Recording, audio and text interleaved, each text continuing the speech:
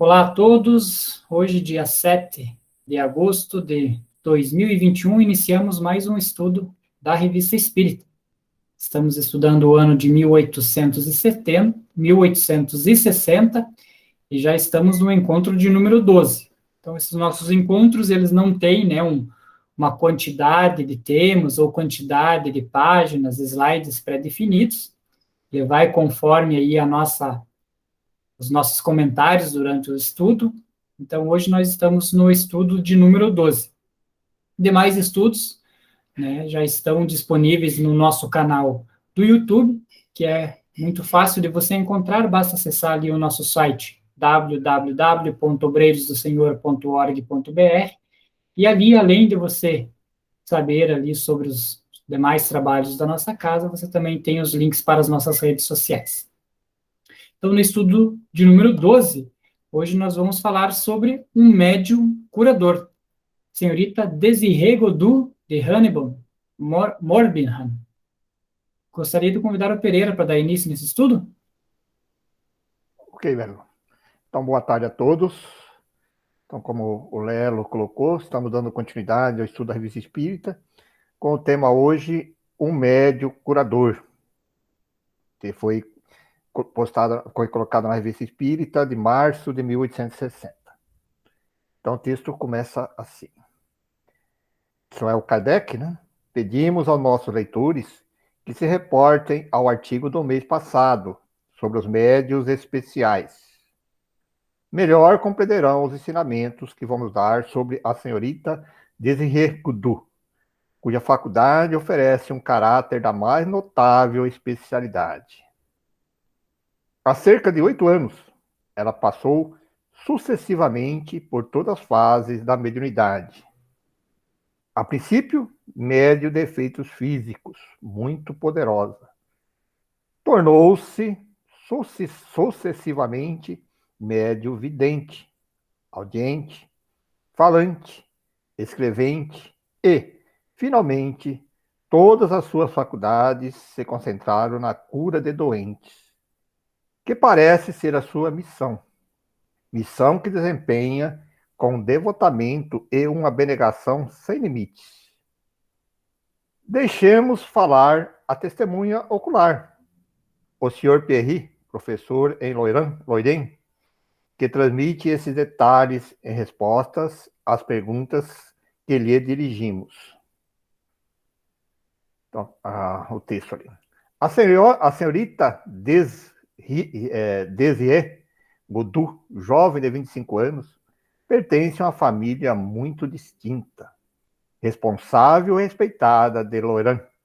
Seu pai é um antigo militar, cavaleiro da Legião de Honra, e sua mãe, mulher paciente e laboriosa, ajuda a filha o quanto pode em sua penosa, mas sublime missão. Há mais ou menos 6 anos que essa família patriarcal dá esmolas de remédios pré-escritos e, frequentemente, daquilo que é necessário aos curativos, tanto aos ricos quanto aos pobres que procuram. Suas relações com os espíritos começaram no tempo das mesas girantes. Então, ela residia em Loirã, e durante meses não se falava senão das maravilhas operadas pela senhorita Godu, com as mesas sempre complacentes e dóceis sob suas mãos. Era privilégio ser admitido às sessões de mesa em sua casa, e lá não entrava quem quisesse. Simples e modesta, não buscava pôr-se em evidência. Entretanto, como bem podeis imaginar, a maledicência não a poupou. O próprio Cristo foi injuriado, embora só fizesse e ensinasse o bem. É de admirar que ainda se encontrem fariseus, quando ainda há homens que em nada creem. É a sina de todos que mostram uma superioridade superioridade qualquer seria alvo dos ataques da mediocridade invejosa e ciumenta. Nada lhes custa para derrubar aqueles que erguem a cabeça acima do vulgo, nem mesmo o veneno da calúnia. O hipócrita, desmascarado, jamais perdoa. Mas Deus é justo, e quanto mais maltratado for o homem de bem, tanto mais gloriosa será a sua reabilitação e mais humilhante a vergonha dos seus inimigos. A posterioridade o vingará. Aguardando sua verdadeira missão, que, conforme se diz, deve começar dentro de 2 anos, o espírito que a guia propôs-lhe a decurar todos os tipos de doença, o que ela aceitou. Para comunicar-se, ele agora se serve de seus órgãos, muitas vezes a sua revelia, em vez das batidas insípidas das mesas. Quando é o espírito que fala, o timbre da sua voz já não é mesmo, e seus lábios não se movem. A senhorita Godot recebeu apenas uma instrução comum, mas a parte principal de sua educação não devia ser a obra dos homens. Quando consentiu em ser médio-curadora, o espírito procedeu metodicamente para sua instrução, sem que ela não visse outra coisa além de mãos. Uma misteriosa personagem lhe punha sobre os olhos livros, gravuras ou desenhos. Ele explicava todo o funcionamento dos órgãos do corpo humano, as propriedades das plantas, os efeitos da eletricidade, etc. Que interessante aqui, né, Pereira, analisar essa questão ali, primeiramente, né, da questão da inveja, primeiramente, né, que recai sobre as pessoas, né, eu me lembro de uma professora que falava, quando eu era criança, e comentava, dizia assim, que quando você está fazendo uma coisa de boa, aquela pessoa que coloca inveja, né, que diz que está tudo errado, que não é o certo, é a vontade de estar no teu lugar, né. E aí, imagine na relação da pessoa que faz sem esperar nada em troco, que é o caso da médium, de cura ali e tal, no caso dela, né, que fazia todas essas questões, o quanto isso também não atrapalha. Hoje, com o conhecimento que a gente tem em espírita, né, a gente até comenta, eu costumo explicar isso para o pessoal, né, que a fama, por exemplo, a fama é uma das mais difíceis missão, né, de se passar. Por quê? Porque que nem nós que somos anônimos, né, a gente temos nossas dificuldades, mas quem é muito conhecido, existe muita vibração de outras pessoas, às vezes de inveja contra aquela pessoa, às vezes de pessoa que nós nem conhecemos, nunca nem ouvimos falar, e que isso, com certeza, dá uma atrapalhada na caminhada, né? Com certeza, Lelo. E um outro ponto também que se destacou aí nessa primeira parte, nessa que nós lemos aqui, é também a questão do desenvolvimento da mediunidade, né? Ele fala desde o início ali que ela começou desenvolvendo a mediunidade, você vê, ela chegou a ter mediunidade de evidência, todos os processos de efeitos físicos, ela foi desenvolvendo a pouco, e até chegar na mediunidade de cura, né? Você vê que também tem esse processo, o Kardec entendia bem isso, às vezes os médiuns já querem chegar pronto, né? Ela teve que passar por toda essa experiência da mediunidade, para depois chegar exatamente naquela que ela tinha a missão de seguir, que era a mediunidade de cura, né? E aí... É interessante também que ele diz ali que quando o espírito falava por ela, os lábios dela não se mexiam. Então, na verdade, ela tinha, provavelmente, era médium de efeito físico mesmo, né? Tanto que a cura, o próprio Kardec classifica a mediunidade de cura como um tipo de mediunidade de efeito físico, né? Então, provavelmente era o que acontecia, né? Ele usava os órgãos dela, talvez a laringe, ela não precisava mexer a boca, não sei, né? Era como se fosse quando eles fazem voz direta, que eles plasmam uma laringe, né? E surge a voz direta através daquela laringe. Eu imagino que devia ser a mesma coisa, né? Daí não precisava plasmar a laringe, usavam a dela, né? Talvez, de repente, porque esse texto aqui não é de Kardec, é de uma pessoa que está relatando a história lá. De repente, para frente, o Kardec deve explicar alguma coisa sobre isso, né? Sobre essa mediunidade. Mas é realmente isso, eu também concordo com você. Porque quando você está com médio de cura, você está materializando, né? Materializando remédios, materializando produtos, até fluidos ali para atender aquela pessoa, né? Então, eu acredito que ali a base da mediunidade de cura nesse sentido é realmente a mediunidade, o efeito de materialização que você tem que ter, né? De efeitos físicos, né? Por isso que talvez ela passou por todas essas experiências. Então, é bem interessante mesmo. Mas pegando nesse termo que a Sônia comentou ali, eu acho interessante dar uma amplitude para o conhecimento, né? Porque hoje o que a gente sabe é o quê? Que os nossos órgãos, né, por exemplo, o ouvido, o nariz, o olho, eles traduzem aquilo que está no meio ambiente para sinais ali que o nosso cérebro consegue captar. Mas se fosse para a gente imaginar como que é o som realmente, provavelmente seria talvez diferente do que a gente está escutando. Por isso que quando nós escutamos a nossa voz gravada, normalmente a gente diz, nossa, minha voz é esquisita e tal. Por quê? Porque a nossa voz nós escutamos de dentro para fora. E a pessoa que está na nossa frente está escutando de fora para dentro. Né? Então, tem a diferença. Então, por exemplo, o som está no ar. Você vai mexer algumas moléculas e vai fazer o som, vamos supor. Né? Para o espírito de efeito físico, ele mesmo estar mexendo com essas moléculas ali, fazendo som, sem precisar de nada de órgão, né? Ele não precisa, às vezes não precisava nem plasmar nada, né?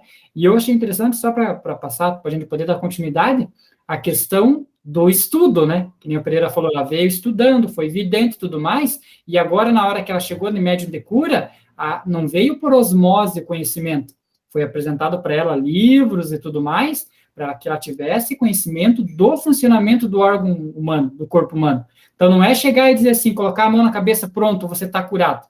É mais ou menos igual a gente estuda no magnetismo, né, Pereira? Verdade. Não, Pereira, lá dentro, na hipófise, ou é lá no tal lugar, você tem que saber onde fica, para que você possa atuar ali com a energia exatamente no ponto, né? Senão não vai adiantar. Perfeito, é isso mesmo. E se vê que ali para frente ele vai dizer, porque ela não dormia, né? Ela não era sonâmbula, ela estava em vigília. Então, acho que a necessidade dela conhecer tudo para que eles pudessem atuar através dela, né? São nuances, né, pequenas, assim, né? Porque quando o médium adormece ou sai totalmente fora, né, faz uma emancipação completa, né, do seu espírito, o espírito desencarnado toma conta, né, do corpo do médium, e o médium não precisa saber nada, como a gente vê que existem médiuns de cura, que eles são, às vezes, aqui nessa encarnação, não tiveram escolaridade nenhuma, né, tem muitos casos assim. Então, aí, por quê? Porque o espírito do médium sai totalmente, aí há praticamente uma possessão. Então, no caso dessa médium, devia ser outro processo. Não era anímico, né? Vamos dizer assim. No caso dela era anímico, no caso que você comentou dos outros, não são anímicos. Não dá para dizer anímico, eu acho que dá para dizer assim, como ela está em vigília, eles usam também a parte intelectual dela, né? A parte da vigília dela, da intelectualidade, né? Precisa ter ali aqueles conhecimentos, né? Então, vamos dar continuidade aqui para ver o que ele termina. Então, ela não é sonâmbula. Ninguém adormece. É completamente desperta, que penetra o doente com o olhar. Olha aí. O espírito lhe indica os remédios, que ela geralmente prepara, aplica, cuidando e pensando as mais repugnantes feridas, com a dedicação de uma irmã de caridade. Começaram por lhe dar composição de certos ungüentos, que curava em poucos dias os panarícios e as feridas de pequena gravidade, a fim de lentamente habituá-la a ver, sem muita repulsa, né? Todas as horrendas e repugnantes misérias que deviam aparecer aos seus olhos, pondo a finura e a delicadeza de seus sentidos às mais rudes provas. Panarício, não sei se todo mundo sabe, é uma espécie de um abscessozinho que dá principalmente na ponta dos dedos, perto da unha, assim, né? E tem pessoas que têm essa tendência a ter isso, esse panarício, né? Se elas machucam, forçam o dedo ou qualquer coisa, já aparece aquele abscesso ali, né? Forma pus, assim, perto da unha, né? E depois tem que... Geralmente as pessoas furam ali, né? Para sair o pus, né? Mas então deram para ela essas coisas mais simples, mais assim, aparentes, né? Feridas, coisas mais externas no início, né? É como que fosse até uma questão da medicina médica, uma coisa assim, né? Ele começa vendo as coisas mais simples, porque senão chegou essa pessoa, você chega lá e vê aquela ferida toda aberta, aqueles purulento lá, a pessoa que não tem preparo vai entrar em desespero, né? Então ela tinha que se habituar com tudo isso, né? Você vê que essa missão aí de cura não é fácil, né? É uma coisa assim que realmente existe muita dedicação, que nem ela falou, uma missão mesmo, né? E aí ele continua. Não imaginemos nela encontrar um ser sofredor, doentio e fraco. Desfruta do mens sana in corpore sano, em toda a sua plenitude. Longe de cuidar dos doentes por meio de um auxiliar, em tudo ela põe a própria mão, dando conta de tudo, graças à sua robusta constituição. Esse mensano em corpore sano todo mundo conhece, né?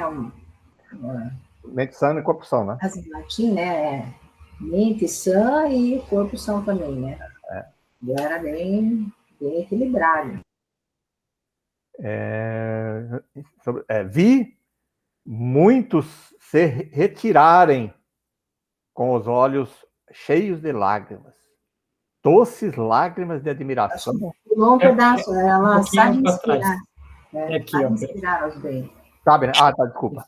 Vamos voltar, retornando então. De sua robusta construção, tá? Sabe inspirar aos doentes uma confiança sem limites.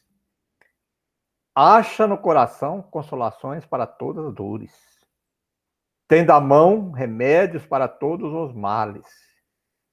É de caráter naturalmente alegre e jovial. Sua alegria é contagiante, como a fé que anima, atua instantaneamente sobre os doentes. Vi muitos se retirarem com os olhos cheios de lágrimas, doces lágrimas de admiração, de reconhecimento e de alegria. Todas as quintas-feiras, dia de feira e domingos, das 6 horas da manhã até as 5 ou 6 horas da tarde, a casa não se esvazia. Para ela trabalhar e orar, e disso se desencumbe com consciência. Antes de ter de tratar os doentes, passava dias inteiros confeccionando roupas para os pobres e enxovais para os recém-nascidos, empregando os meios mais engenhosos para que os presentes chegassem ao destino anonimamente, de sorte que a mão esquerda sempre ignorasse o que dava à direita. Possui grande número de certificados autênticos, concedidos por eclesiásticos, autoridades e pessoas notáveis, atestando curas que em outros tempos teriam sido consideradas miraculosas. Olha, só um comentário aqui antes da gente chegar ali na parte da observação. Chega a dar até vergonha, né? Na gente, né? Lógico, tirando a parte mediúnica ali, que é uma coisa que ela já nasceu, né, com a questão mediúnica, mas daí desenvolveu a outras partes da mediunidade, que nem eu não tenho essa parte de mediunidade assim, mais extensiva, mas na questão da caridade, do desprendimento, da doação do tempo, né? Aí que a gente vendo assim, uma história dessa, até me veio na cabeça ali, por exemplo, Madre Teresa de Calcutá, que a gente vê o quão pouco a gente faz ainda, né? Em prol dos irmãos, né? Irmã Dulce, né? A Teresa de Calcutá, a gente conversa as histórias assim, né? E o que a gente percebe aqui mesmo, né, nos relatos dessas pessoas que veio assim, com essas missões, normalmente são pessoas humildes, né? Economicamente falando, salvo algumas exceções, mas a maioria, você vê, o Chico Xavier não era de famílias abastadas, né? De famílias humildes. E os outros, também que a gente vê de curas, assim, normalmente aqueles que têm mais, assim, disponibilidade de tempo, de doação para ajudar as outras pessoas, normalmente são pessoas que precisariam muito do trabalho até para sustentar, às vezes, né? Você vê que não tinha muito recurso, mas eles viviam com poucas coisas, quer dizer, tinha todo um interesse diferente, então isso facilitava até, né? Mas você imagina a abnegação que você tem que ter, a dedicação. No caso dela ali, talvez você vê que ele falou no começo ali que a família não era família abastada. Trabalhadores naquela época, assim, né, vamos dizer, uma classe operária lá, uma coisa nesse sentido assim, que não tinha muitos recursos também. E a dedicação até de fazer objetos para outras pessoas, né? Eu realmente concordo com você, é uma coisa para a gente pensar bastante sobre as nossas prioridades, né, vamos dizer assim, né? Então agora acredito que deve ser uma observação que o Kardec coloca, né? Esse era um texto que foi uma pergunta que foi feita lá para uma pessoa que acompanhava ela e ele respondeu isso aí, né? E agora o Kardec faz os comentários dele. Sabemos, por pessoas dignas de fé, que não há menor exagero no relato que acabamos de transcrever. E temos a satisfação de poder assinalar digno de emprego que a senhorita Godu faz da excepcional faculdade de que foi dotada. Esperamos que esses elogios, que temos o prazer de reproduzir no interesse da humanidade, não alterem sua modéstia, que dobra o valor do bem e que ela não escute as sugestões do espírito de orgulho. Aqui só um parâmetro aqui, como o Kardec batia sobre essa questão, né? Dos elogios acerbados, que às vezes as pessoas ficam idolatrando os médios, idolatrando as pessoas. Ele tinha alguns textos que ele está falando, sempre ele está batendo sobre isso, né? Sobre essa questão, né? O orgulho é o escolho de um grande número de médios. E vimos muito cujas faculdades transcendentes se aniquilaram ou perverteram, desde que deram ouvido a esse demônio tentador. Olha o perigo disso, né, gente? As melhores intenções não dão garantia contra os embustes, e é precisamente contra os bons que dirigem as suas baterias, pois se satisfaz em fazê-los sucumbir e mostrar que ele é o mais forte. Insinua-se no coração com tanta habilidade que muitas vezes o enche sem que o suspeite. Assim, o orgulho é o defeito que confessamos a nós mesmos, semelhante a essas moléstias mortais que se tem estado latente e que, sobre a sua gravidade, o doente se elude até o último momento. Eis porque é tão difícil erradicá-lo. Olha que texto bacana, né, gente? Para a gente refletir. Que é a fascinação, né? O começo da fascinação é aí, não tem outro jeito, né? E vemos, né, hoje em dia, o quanto as pessoas são carentes, às vezes. Eu até poderia até trazer como orgulho, mas a questão de serem recompensadas, né, por alguma coisa que fizeram, né? Eu costumo dizer que eu não preciso você ficar me elogiando, por exemplo, uma coisa que eu fiz. Eu fiz bem feito, tá bom? Só o prazer de ter feito alguma coisa bem feito, para mim, já é um presente. Não preciso ninguém ficar dizendo, nossa, parabéns, você fez. E tem pessoas que têm essa necessidade de que fique sempre inflando o ego da pessoa, porque senão ela para de fazer, né? E Kardec deixa bem claro quanto isso é o demônio mesmo que atrapalha na evolução das pessoas, né? Eu também concordo com você, eu também tenho esse mesmo hábito teu aí que você falou. Eu, por exemplo, se uma pessoa começa a me elogiar muito, eu já fico preocupado. Verdade. Eu não gosto muito disso. Eu gosto mais do embate até, inclusive, da crítica. Às vezes parece que eu fico bravo, assim, mas quando eu tô na crítica, mas não, mas para mim é a única, para mim eu consigo evoluir, aprender mais com as críticas mesmo, quando bate, crítica, debate e tal, que daí você reflete, né? Aí a pessoa chega, Pereira, você fez... Eu já começo a ficar preocupado, porque, não sei, eu não sou muito fã disso mesmo, sabe? Bom, vamos continuar então, que ele continua nessa mesma linha de pensamento, né? Ó. A partir do momento que o médium desfrute de uma faculdade, por menos notável que seja, é procurado, elogiado e adulado. Olha aí. Para ele, isso é uma terrível pedra de toque, pois acaba se julgando indispensável, se não for essencialmente simples e modesto. Infeliz dele. Sobretudo, se julgar que somente ele poderá entrar em contato com espíritos bons. Custa-lhe reconhecer que foi enganado e muitas vezes escreve ou ouve sua própria condenação, sua própria censura, sem acreditar que a ele seja dirigida. Deixa eu fazer um comentário aqui que é interessante essa questão, né? O que ele está dizendo ali, que às vezes o orgulho é tanto que o espírito que está falando por ele passa orientações até sobre orgulho para outras pessoas, mas ele esquece dele mesmo escutar. E eu me lembro uma vez o Divaldo falando isso, né? De tantos livros que ele escreveu, né? E tantas mensagens que ele passou, e ele sempre comenta, né? Que a primeira pessoa que escuta antes de qualquer outra pessoa é ele. Então ela é endereçada primeiro para ele. E aí, se servir para outras pessoas, que bom, né?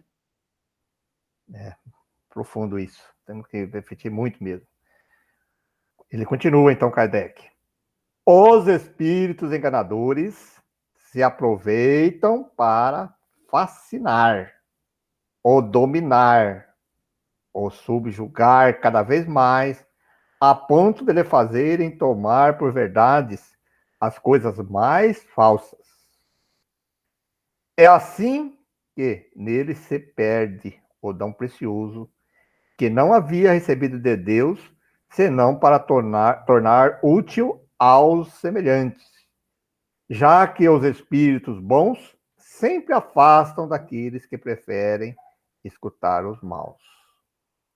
Aquele que a providência destina a ser posto em evidência, o será pela força das coisas. E os espíritos bem saberão tirá-lo da obscuridade, se isso for útil. Ao passo que, muitas vezes, quanta decepção para quem é atormentado pela necessidade de fazer falar de si. O que sabemos do caráter da senhora Godu dá-nos a firme confiança de que ela se encontra acima dessas pequenas fraquezas e, assim, jamais comprometerá com tantos outros a nobre missão que recebeu. Muito bom. Interessante, né, Kardec falar dessa questão de orgulho, né, que tanto é que ele praticamente nem argumentou sobre todas as coisas que fazia, né, ele já veio com uma outra instrução para que ela desse continuidade, né, sem decair naquele que poderia ser o maior erro. Né? Verdade. Eu queria que vocês falassem um pouquinho nessa questão de médium curador. Lógico que tem, quando a gente fala de médium curador, não existe só o doente, o médium e o espírito que está ali ajudando na cura, mas existe todo um projeto ali, um plano dos espíritos para que isso aconteça.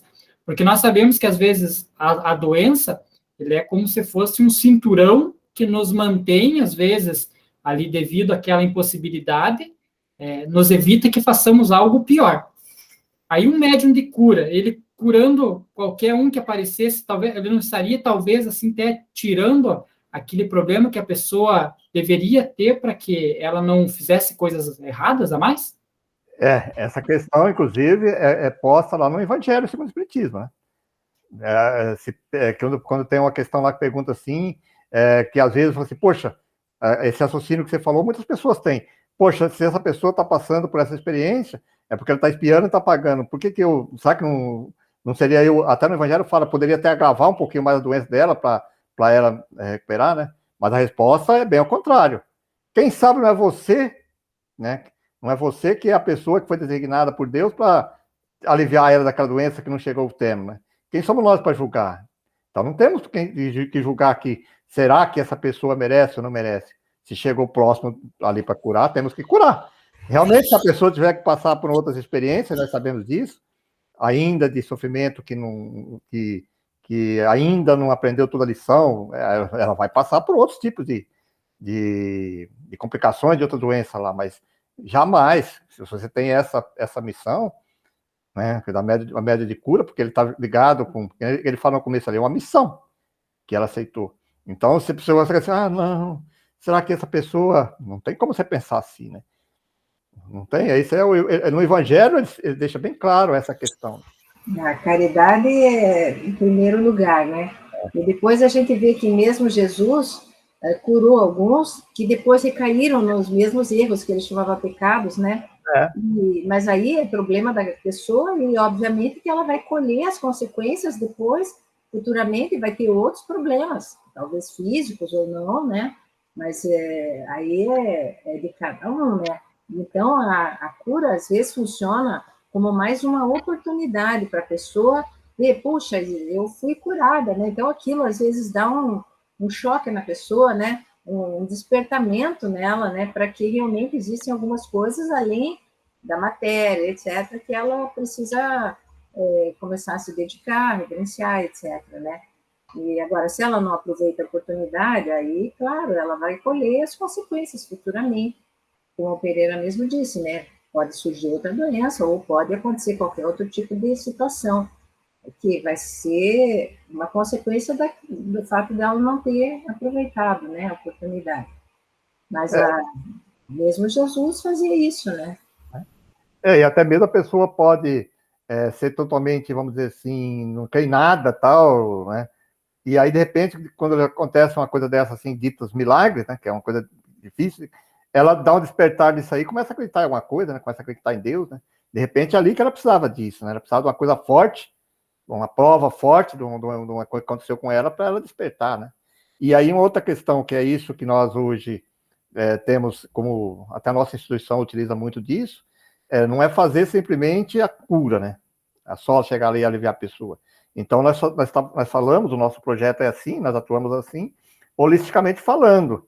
Nós pegamos desde tratar a doença através do magnetismo, dentro das condições que possam ser tratadas, levar as questões para os processos obsessivos, né?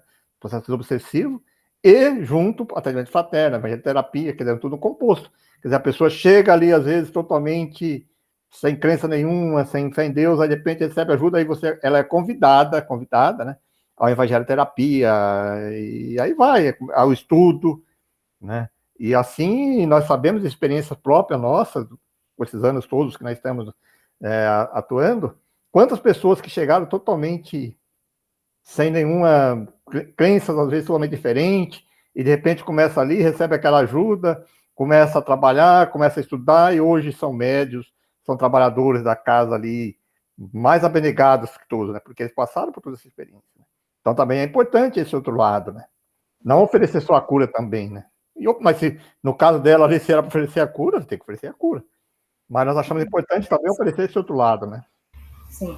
No Espiritismo mesmo, porque ela não tinha doutrina, né, ali, não, ainda era muito iniciante, né, nem fazia parte dos estudos do Kardec. Mas a gente, estudando a doutrina, a gente sabe que tem que fazer como Jesus fazia mesmo, né? Ele dizia, vá, mas não peques mais. É sempre aquele aviso, ó, isso, na verdade, você vai entender o quê? Que a doença era uma forma de você ter alguma coisa para ver se você desperta, né? Então, às vezes, Deus pode agir de várias formas, ou através da doença ou através da cura, né? São duas oportunidades que você tem para despertar, né? Porque são momentos que você vai refletir. Por que isso aconteceu comigo, né? Perfeito. A Sônia gostaria de dar continuidade na leitura para nós? Acho sim. Então, manifestações físicas espontâneas. O padeiro de Dieppe. Os fenômenos pelos quais os espíritos podem manifestar sua presença são de duas naturezas, que se designam pelos nomes de manifestações físicas e manifestações inteligentes. Pelas primeiras, as físicas, os espíritos atestam sua ação sobre a matéria. Pelas segundas, as inteligentes, revelam um pensamento mais ou menos elevado conforme seu grau de depuração. Umas e outras podem ser espontâneas ou provocadas. São provocadas quando solicitadas pelo desejo e obtidas com o auxílio de pessoas dotadas de uma aptidão especial, isto é, os médicos. São espontâneas quando ocorrem naturalmente, sem nenhuma participação da vontade, e muitas vezes na ausência de qualquer conhecimento e mesmo de qualquer crença espírita. É a esta ordem que pertencem certos fenômenos que não podem ser explicados pelas causas físicas ordinárias. Entretanto, não nos devemos apressar, como já temos dito, em atribuir aos espíritos tudo quanto é insólito e não se compreende.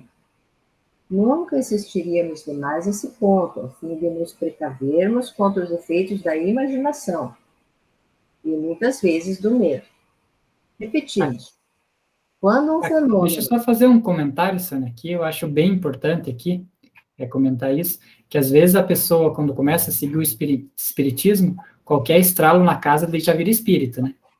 E a gente tem que tomar cuidado com essa questão, né? Às vezes são simplesmente um fenômeno físico, não espiritual físico, mas somente físico, né?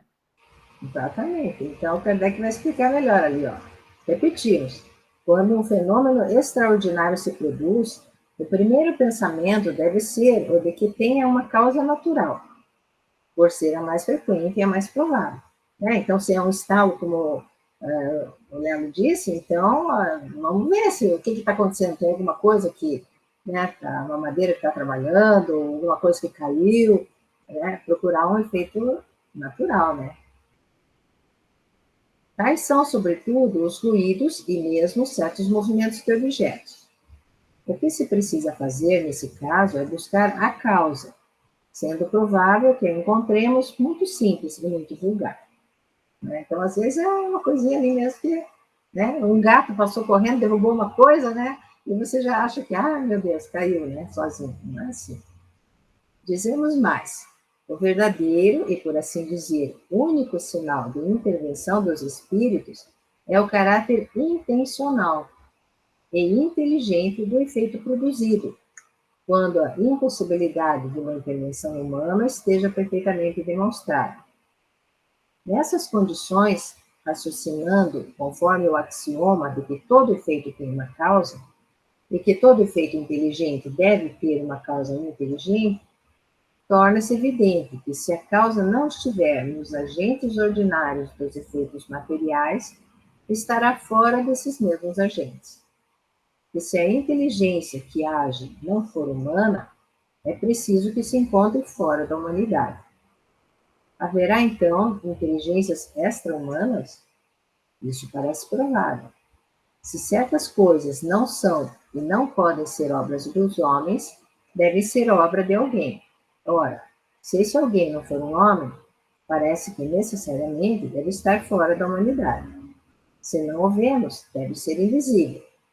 A facilidade, né, que Kardec tinha de fazer essas analogias, né, é incrível, né? Quando a gente vai pensar alguma coisa, né, às vezes, lê um texto, por exemplo, né, aí você lê o texto, você entende, mas Kardec começava a fazer umas analogias, né, pô, se não está no homem, deve estar no extra-homem, se está no extra-homem e é inteligente, a causa tem que ser inteligente. Era muito fácil para ele, né, fazer essas analogias. Mas isso é a filosofia, né? Por isso que o Kardec chamava, que é a filosofia, a doutrina espírita é uma filosofia, né? Porque você vai raciocinando ponto a ponto e vai chegando a uma conclusão. E na época de Kardec, né, principalmente lá em Paris, a gente sabe que a cultura lá era muito boa, né?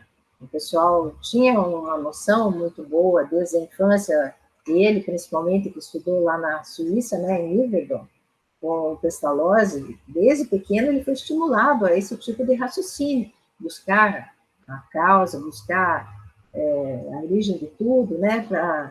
Então, o raciocínio dele era muito voltado mesmo para isso, né? Eram bons tempos aqueles, né?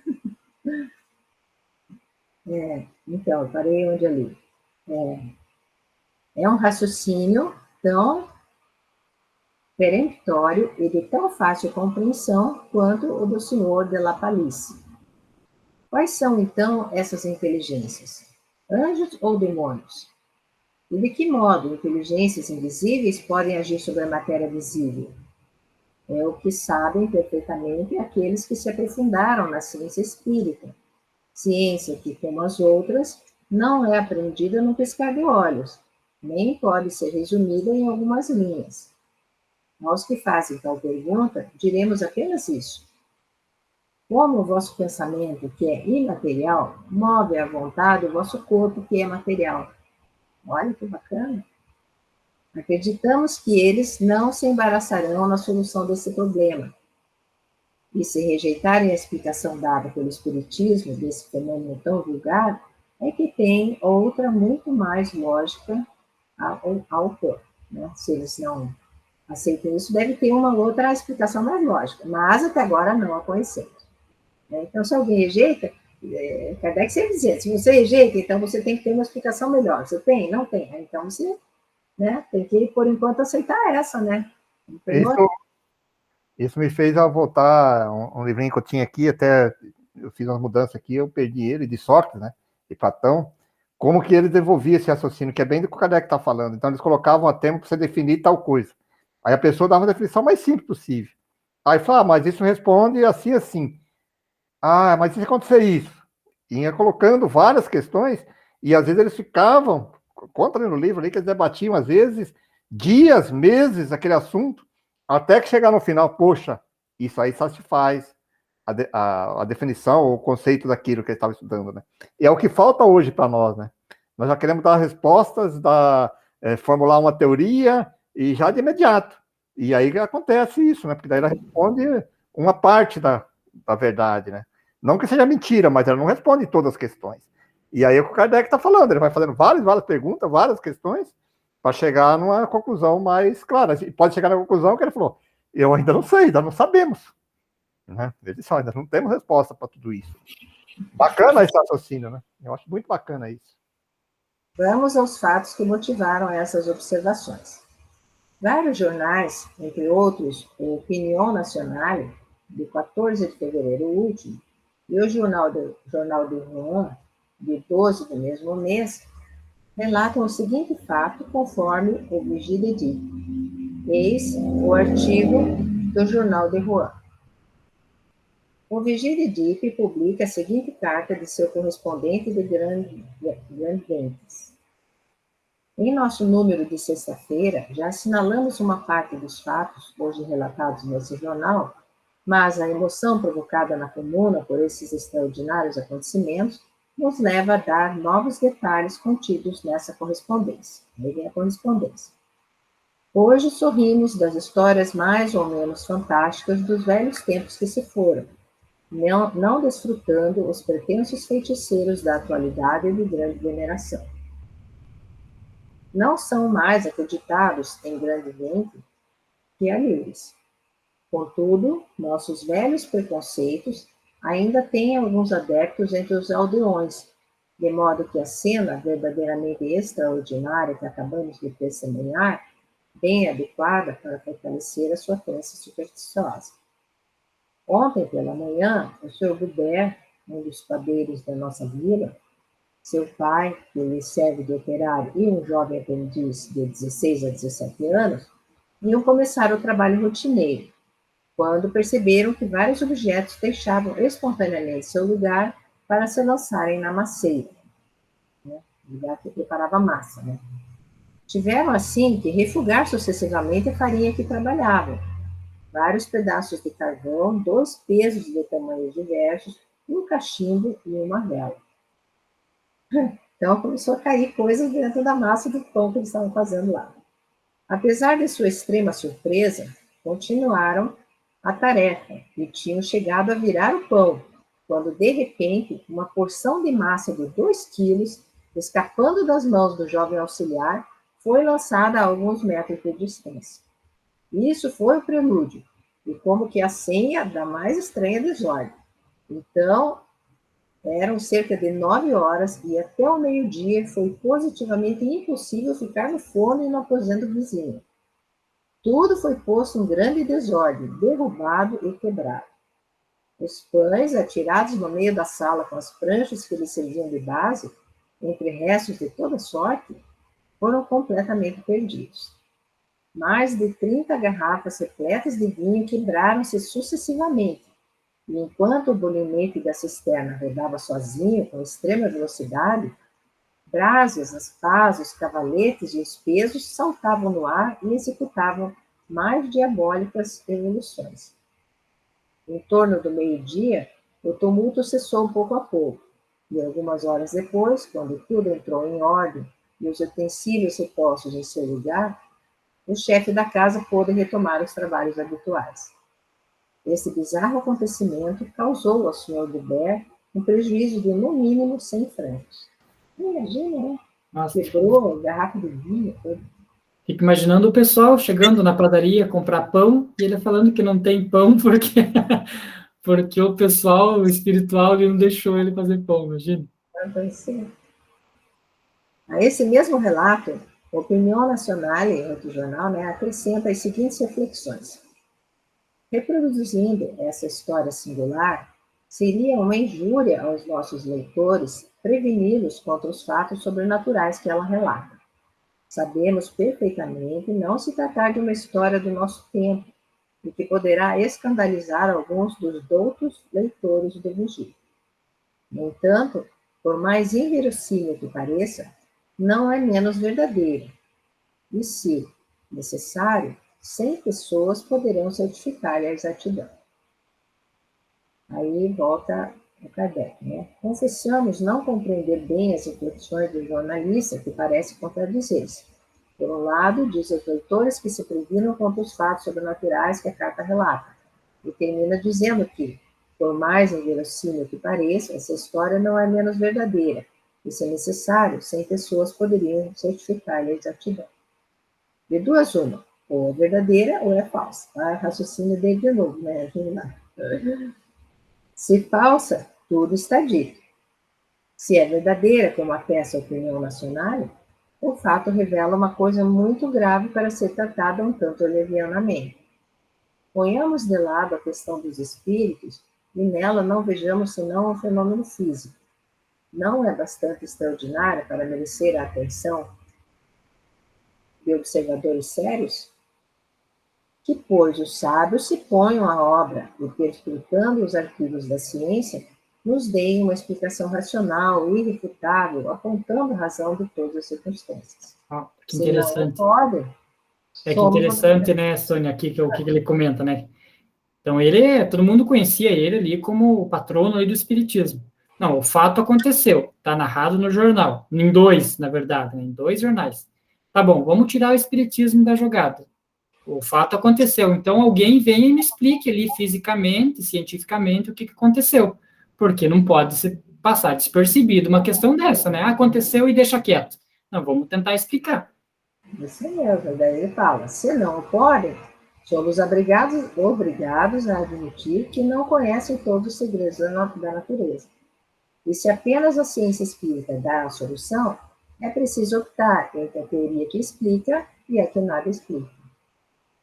Quando fatos dessa natureza são relatados, nosso primeiro cuidado, antes mesmo de inquirir da realidade, é o de examinar se são ou não possíveis, conforme o que conhecemos da teoria das manifestações espíritas. Aqui, Sônia, só uma questãozinha, que ele comenta ali, né? E se apenas a ciência espírita dá a solução, é preciso optar entre a teoria que explica e a que nada explica. Foi bem que nós estávamos comentando no estudo passado, né, Pereira? Das religiões que ainda se mantêm contradizendo as questões científicas, e aí tomam uma canseira para explicar coisas simples, né?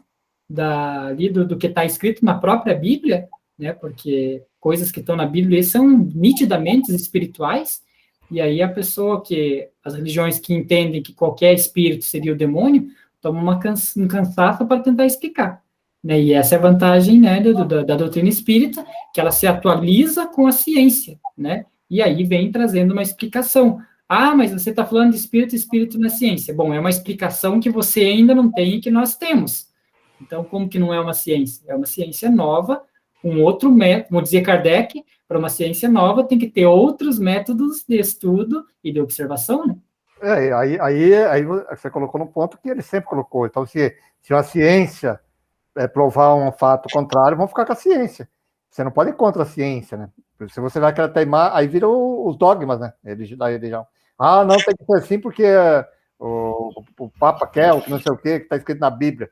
Não é esse o sentido, né? Por isso que você tem que ficar sempre atento na posição. Se alguma coisa vir... E ele fez esse questionamento já. Então, explique. Se você não tem uma explicação, nós temos uma explicação, que é racional e lógica, né? Se hoje não conseguimos provar, para frente, vamos conseguindo provar, vamos chegar nessa conclusão física, mas hoje a ciência não consegue, até hoje, né? Não consegue provar todas essas questões. Mas a primeira questão que ele falou, ele começa o texto assim, vá e busca uma explicação natural, conhecida hoje, né? Não tem nenhuma? Então vamos ficar pela nossa aqui, né? É bacana esse raciocínio.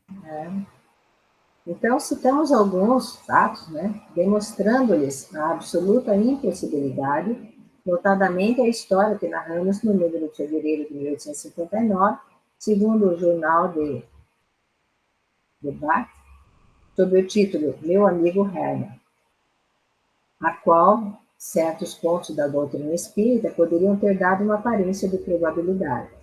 Sob esse ponto de vista, os fenômenos que se passaram com o padeiro dos arredores de Dieppe nada têm de mais extraordinário que muitos outros, perfeitamente verificados, e que a solução completa é dada pela ciência espírita. Aos nossos olhos, portanto, se o fato não fosse verdadeiro, seria possível. Pedimos a um dos nossos correspondentes de Dieppe, em quem temos plena confiança, e verificasse a realidade do fato. Eis o que nos responde.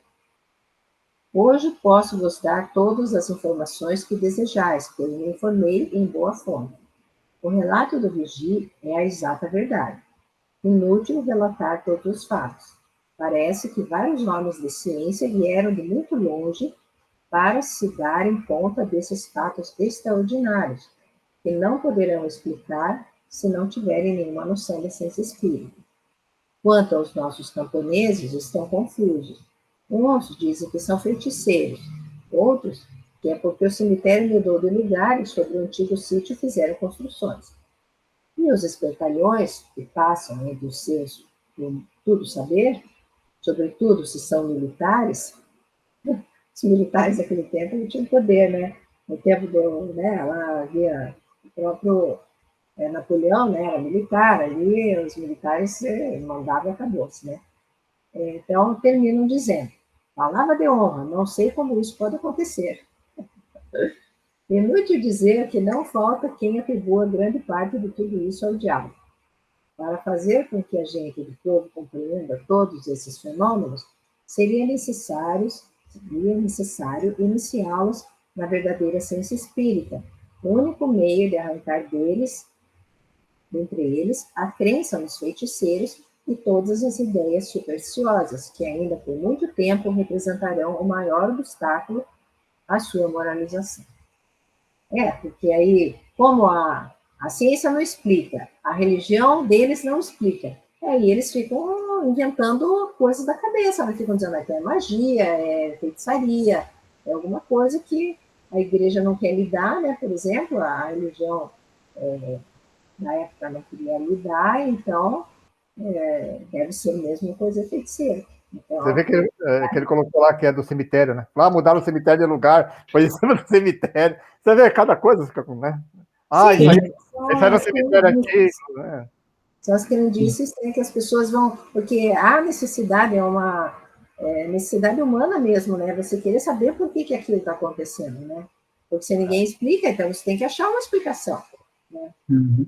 E no estudo passado ele trouxe uma frase que vem bem a calhar com isso que o Kardec está comentando, né? Que é a questão de quando a religião na qual você participa não traz informações para você, ela começa, ao invés de criar um fiel, criar um incrédulo. Porque daí você não tem uma explicação, você começa a não acreditar naquilo se ele não tem uma explicação.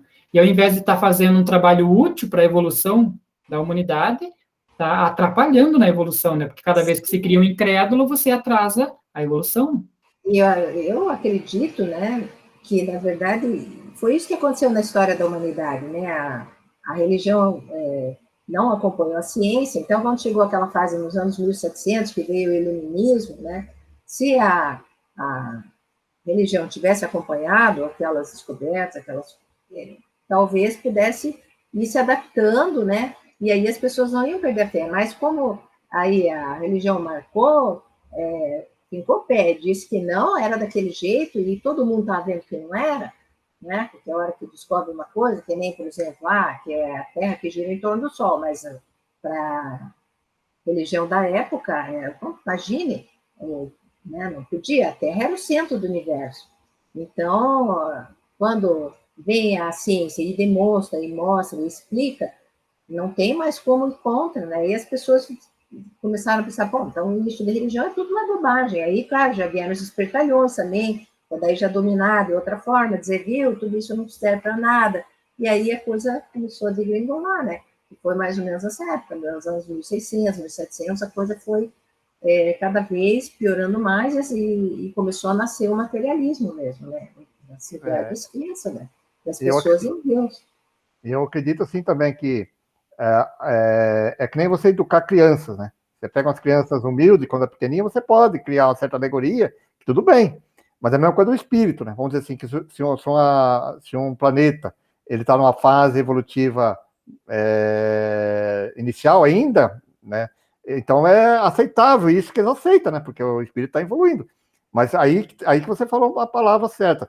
A próprio sistema religioso, que é útil naquele momento, né? Para você botar, que nem fala de Moisés, precisava ser daquela maneira para você botar as pessoas nos eixos, né? Para ela não desgrangular para violências ou para outras coisas. Então falava, acreditava, não precisava dar muita explicação, né? Mas aí, conforme a humanidade vai evoluindo também, chega um ponto que você também tem que ir buscando outros conceitos. E é o que está acontecendo hoje, né? Então, chega no auge de um processo evolutivo, que está chegando no auge, não digo, mas está chegando num patamar evolutivo que já não se dá para aceitar mais algumas questões, né? Então, você tem que mudar o conceito. Aí vem a doutrina espírita que fala exatamente isso. Olha, acompanha a ciência, não saia da ciência.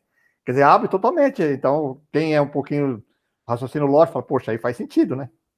Aí a gente consegue, vamos dizer assim, a fé raciocinada na maneira lógica, né? Então, é bem esse processo. E algumas pessoas ainda continuam querendo pregar o mesmo critério, né, da igreja. Então, não tem como mesmo. A tendência tem que mudar. A própria igreja católica, aí, que eu conheço ele, ela foi se adaptando agora, atualmente, né? Aceitando essas coisas de diversidade de carisma aí, vai mudando, aceitando outras questões, porque senão ela ia sumir, porque não tem como você ficar assim pensando. Então, é tudo uma questão de grau evolutivos, né? Terminaríamos, então agora o Kardec, né, falando. Terminaríamos com uma última observação. Ouvimos algumas pessoas dizerem que não queriam ocupar-se de espiritismo com receio de atrair os espíritos e provocar manifestações do gênero da que acabamos de relatar. Não conhecemos o padeiro Gubert, mas cremos poder afirmar que nem ele, nem seu filho, nem seu ajudante jamais se ocuparam com os espíritos.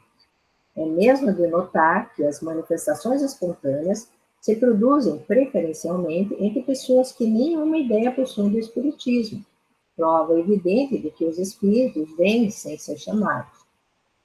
Dizemos mais, o conhecimento esclarecido dessa ciência é o melhor meio de nos preservarmos dos espíritos impuros, porque indica a única maneira racional de afastá-los. Nosso correspondente está perfeitamente certo ao dizer que o espiritismo é um remédio contra a superstição. Não será, com efeito, uma ideia supersticiosa a crença de que esses fenômenos estranhos se devem ao deslocamento do cemitério? A superstição não consiste na crença em um fato, quando é verificado, mas na causa irracional atribuída ao fato. Está, sobretudo, na crença em pretensos meios de adivinhação, no efeito de certas práticas, na virtude dos talismãs, nos dias e horas cabalísticos, etc. Coisas cujo absurdo e ridículo o espiritismo demonstra. Tá aí, Aí, para a nossa reflexão, né, da semana, esse artigo, todos os artigos são grandiosos para estudo, né, mas essa de hoje eu acho que foi bem profunda, né, que vale uma reflexão aí das pessoas que estão nos assistindo agora, que vão assistir depois, né, que reflitam sobre tudo isso, né, que estudem, que se aprofundem na doutrina espírita, né, para os conhecimentos, e que questionem. Se alguma coisa não faz sentido, vamos utilizar o método Kardec, vamos perguntar, mas pode, isso não é, pode, o que aconteceu, o que não aconteceu, né? Não vamos começar já também dar... isso também é uma coisa que acontece às vezes, as pessoas quando iniciam o espiritismo, as pessoas perguntam sobre tal fato, e as pessoas às vezes dão a resposta muito rápida, né, por um textinho que leu. Então é melhor às vezes falar assim, puxa, a doutrina espírita explica, mas eu não tenho a resposta ainda adequada para isso, né? Procure buscar um texto ali que dá a resposta para aquilo dentro da doutrina espírita, para que a gente possa dar continuidade, né, nesse processo evolutivo na nossa humanidade, né? Que a doutrina espírita possa, e assim né, facilitar, né? Facilitar até a questão da religião, né? Dentro da religião, você compreender as religiões, esse fenômeno. Então, muito bacana. Bom, gente, estamos no nosso horário, passamos um pouquinho mais, até uns 2, 3 minutinhos aí a mais, mas faz parte, né? Porque para nós terminarmos esse texto tão importante.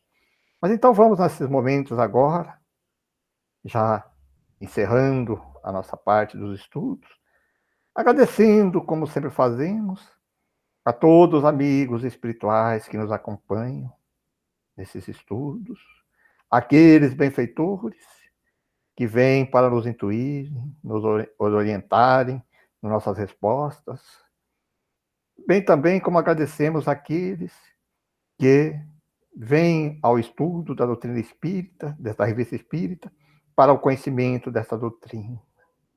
Então, agradecemos a todos esses amigos, a equipe dos benfeitores que nos apoiaram, a Deus que nos concede essas oportunidades, principalmente esta agora, a oportunidade reencarnatória, onde estamos podendo ter uma aproximação maior sobre a doutrina espírita, que assim vem nos favorecendo compreender melhor o Evangelho de Jesus. Obrigado, Deus. Obrigado, Jesus, mestre querido, nosso caminho, nosso guia espiritual, por todo este legado de informações que nos deixou, que até hoje ainda não compreendemos perfeitamente, mas estamos buscando. E assim também pedimos à equipe espiritual, nossos amigos, benfeitores, como nós falamos hoje no primeiro capítulo da cura, que aqueles espíritos abnegados de cura possam utilizar dos nossos fluidos e utilizá-lo para ajudar aqueles que necessitam, aqueles que padecem, muitas vezes, das misérias humanas, sejam sobre doenças físicas, e principalmente para aqueles doentes morais, que esses também são necessitados de um amparo, de uma irradiação de amor em seus corações, para se despertarem para as mudanças. E assim, que estas vibrações de amor e de luz alcancem a todos e que possamos estar aqui reunidos na próxima semana para mais um estudo da Revista Espírita. Que assim seja.